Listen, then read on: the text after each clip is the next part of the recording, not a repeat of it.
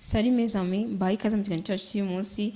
Nizere ko mumeze neza aho muri hose. Uretse aha nizere ko murimo kugenda neza, haba mu buzima bwawe busanzwe, haba mu buzima bw'imyororokere, haba mu mibonano mpuzabitsina, ndetse n'ibintu byose mu rukundo. Ibintu byose nzi neza ko amavideo tuba twaguhaye hari aba yakuvanye, hari byinshi aba yakwigishije, hari byinshi aba yakunguye mu buzima bwawe wakora, kandi nzi neza ko iyo ubikoze neza nk'uko mba nabikubwiye neza ko birarya bikora neza cyane. So rero nguhaye ikaze cyane. Uyu munsi rero ngiye kuganira ku kiganiro cyiza cyane. Ngiye kuganira ku kiganiro n'abasezeranyije ko nzabakorera, ko ndibuze kubakorera nyuma y'ikindi navuze. Ngiye kubabwira uburyo ki imibonano mpuzabitsina yunga ikorwa, imibonano mpuzabitsina ihuza abantu ikorwa, imibonano mpuzabitsina ihuza abantu bari bafitanye ikibazo, uburyo ki ikorwa. Ni ibintu 8 bateguriye uburyo ki ikorwa imibonano mpuzabitsina. Mbibutsa ko iyi video umaze kureba wibutsa kujya ku inshuti yawe wakanda share, aho hasi nanone ntiwanditse share urakanda kugira ngo iyi video washe kuba yagera yageza mu yandi magroupe cyangwa se ku inshuti yawe, uramuha link kugira ngo ko yayibonera.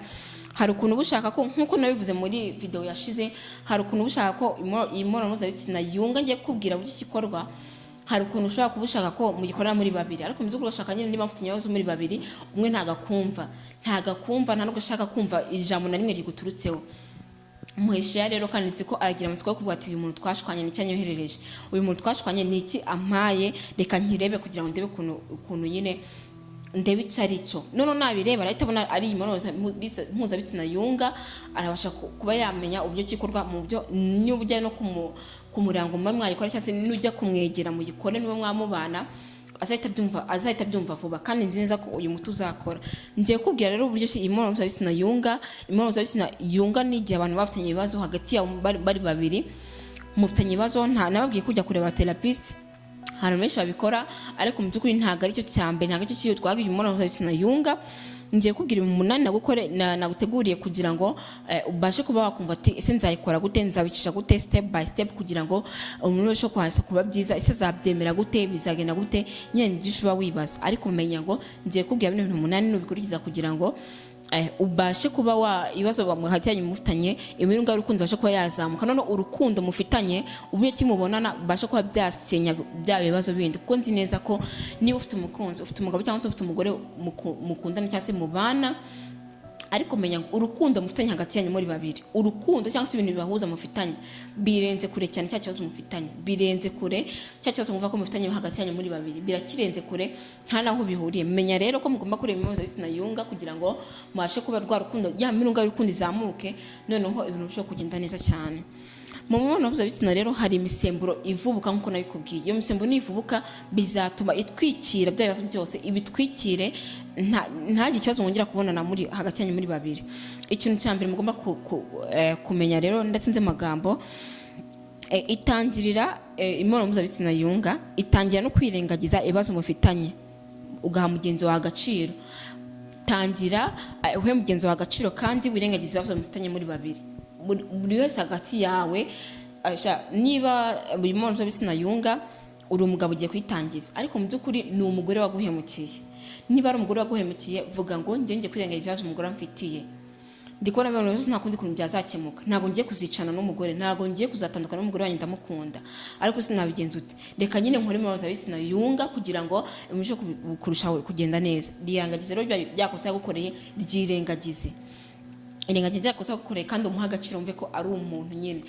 Nanone ushobora kuba ari we wakoze ikosa mu by'ukuri, ndetse wanasabye imbabazi biranga, byandi wakoze nyine asabye imbabazi biranga, ariko mu by'ukuri menya neza ko ibintu ugomba kubikora, ugomba kwirengagiza wa muntu wanze kugwimba kwabatse n'undi atuye umuntu n'undi yanze kumpa imbabazi, reka mureke. No, byirengagize ko yanze kugwimba imbabazi kandi umuha agaciro, wumve ko ari umuntu ufite agaciro, kandi wumve ko byanamubabaje.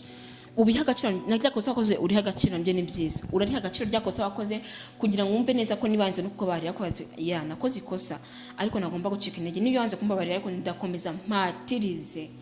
Ikintu cya kabiri nagomba gukora, ikintu cya kabiri mwembi mugomba kuba mubishaka kandi mukanategurana bihagije. Imibonano mpuzabitsina yunga ntago ari yandi abagabo bafite abagore nawe tutabana ku ngufu, ntago ari bya bindi umugore akora byo kwikiza kugira ngo yumve ko umugabo nyine umugabo wanjye tugomba kubona imibonano mpuzabitsina. Oya, ntago ari cyo kintu cyo nakubwira. Imibonano mpuzabitsina yunga ni yindi mwese mugomba mugomba kuba mwateguranye bihagije, mubishaka ku rwego ruhagije, mushaka imibonano mpuzabitsina bya nyabyo fresh, kandi nanone mukaba mwanateguranye ku rwego pe. Hanyuma utegura umuntu, niba nawe uri umugore ukoze ikosa ukavuga ati umugabo wanjye ngiye kumutegura ku buryo ari bwumva nshaka.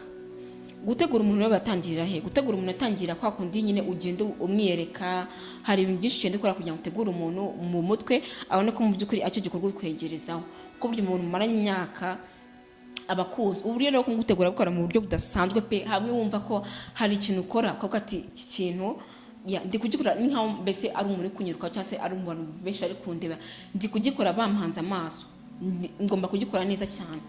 Menya rero umugore wawe cyangwa se umugabo wagomba kumutegura neza ku rwego ruhagije, kandi imibonano mpuzabitsina yunga ikorwa mwese mubishaka, ntabwo muzabikora mwese mutabishaka.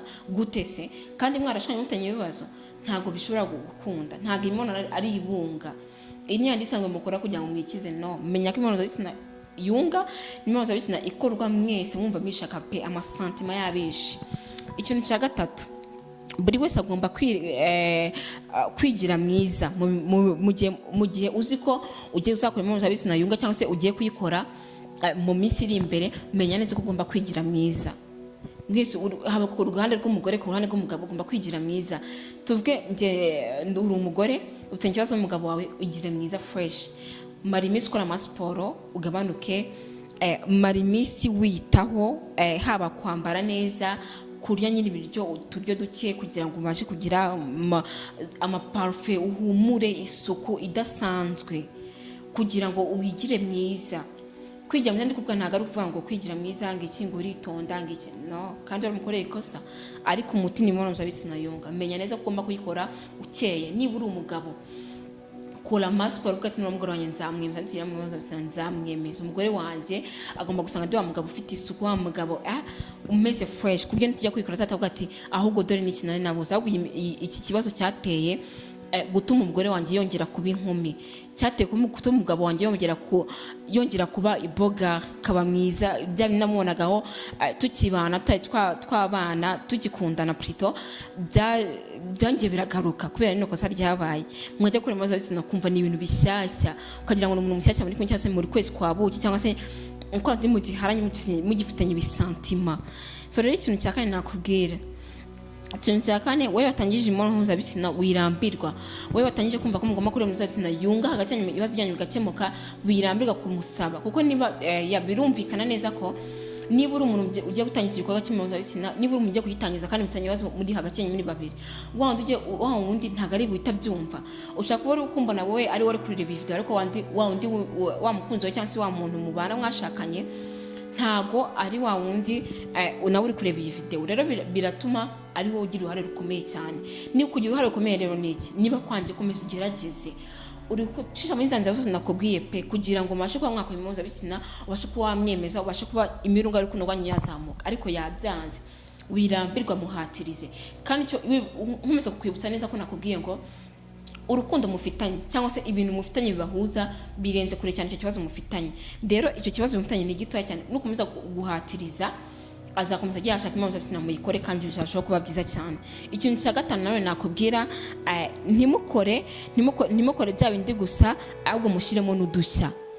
Musanga mukora imibonano mpuzabitsina mu bintu bisanzwe, ariko mwige udushya hagati yanyu, mwige twadushya pe, turivuga ati kabisa noneho uranyemeje ko imibonano mpuzabitsina, uranyemeje imibonano mpuzabitsina noneho ya mbere kuva twamenyana, kuva twabana ndumva nishimye cyane. Rero menya neza ko mugomba gushyiramo udushya mu mibonano mpuzabitsina yunga, mugashyiramo udushya pe, mukihimbira udushya. Njye ntuzambaze wenda se nshobora kubwira ngo posteri izi n'izi, ariko nanone hari posteri mushobora gukora bitewe nuko mukayihimba amaposteri, kandi bishobora kugenda neza cyane. Hagati y'imibonano mpuzabitsina yunga mwakoze ndetse n'indi izakurikiraho, ntibizarenga byibura iminsi 2 cyangwa se iminsi 3. Nibyo byaba byiza cyane, kuko burya ya mirunga y'urukundo izakomeza igenda izamuka, ko nyine bayikora kenshi igenda izamuka. Kandi hagati y'imibonano mpuzabitsina yunga ya mbere mwakoze n'imibonano mpuzabitsina yunga ya kabiri, urumva ko ntago mugomba gukora bya bindi ngo bisanzwe, byose mugomba gukora mwashyizemo udushya, kandi mukumva ko ari nyine ya mibonano mpuzabitsina yunga yandi ya danger nyine, kandi mubikora buri munsi ugamara bikora, kuko urumva ko bizatwara igihe kugira ngo mwiyunge n'umuntu, bizatwara igihe. Ikintu cya karindwi rero nawe nakubwira, ugomba kumenya uko witwara hagati y'imibonano mpuzabitsina yunga ndetse n'indi mibonano mpuzabitsina izakurikiraho. Itware wa muntu nyine wumva ko ukeneye imbabazi, wa muntu wumva ko ukeneye kwiyunga n'umugore wawe cyangwa se n'umugabo wawe. So rero menya ko ugomba gutanga amakeya niba uri umugore, kandi niba uri umugabo wawe nawe gutanga amakeya, mugahana amakeya pe, kandi mwese mukaba abana beza muri icyo gihe. Ikintu cya munani rero nicyo cyanyuma nkubwira, birashoboka ko iyo niba mukoze imibonano mpuzabitsina mukoresha uburyo bwose mushoboye wese akarangiza. Nabibasaba gukora imibonano mpuzabitsina buri wese akarangiza, buryo biba byiza cyane. Mu gihe mukora imibonano mpuzabitsina yunga, umva ko neza nyine mugomba kuyikora kugira ngo buri wese abashe kugera ku byishimo bye bya nyuma, bizatuma ya mirunga y'urukundo ikomeza kuzamuka byimbitse, kandi nyine bya bintu byose mufitanye byose bibasha kuba byakikirwa niyo mibonano mpuzabitsina yunga mwakoze. Ndagushimiye cyane rero. Hari ikibazo cyangwa se icyifuzo uze kungezaho, bicishe muri comment kugira ngo nzahite kugusubiza. Mwari kumwe nanjye Zari Mpenzi Lucy, bye bye, naho butaha. Nanone nkomeje gushimira umuntu usuye channel yacu bwa mbere, umuntu yize ku Mambesi TV bwa mbere, nakubwira ngo wakoze cyane kandi byiza cyane. Rero kana subscribe aho mwara by'umutuku urahabona aho hasi, urahakanda handitse subscribe kugira ngo ubashe kuba wajya ama video yose yacu aba yagiye asohoka, ukajya uhita uyabona ntahiza nta kibazo. Kandi biragufasha cyane mu buryo bwo kugira ngo niba waje n'ikibazo ubashe kuba wahita ubona igisubizo cyawe ko cyaje, mbashe kuba nagusubiza. Impamvu mbavuga bino bintu nuko nzi neza ko abantu baba bamaze iminsi basura channel, ariko mu by'ukuri ukawusanga nta subscribe barakanda. Kanda kuri subscribe rero kugira ngo ujye uhita ubona ibintu byose update mbese. Kandi biba byiza cyane kumbwira ko na subscribe nta giciro kindi bisaba, nta kindi giciro byiyongeraho, ahubwo ni ibintu byiza cyane kandi biragufasha. Rero nkomeje gusimira none abantu bamaze kwana subscribe kera cyane, ndabashimiye cyane kandi turabakunda, namwe mbahaye ikaze mu kino kiganiro.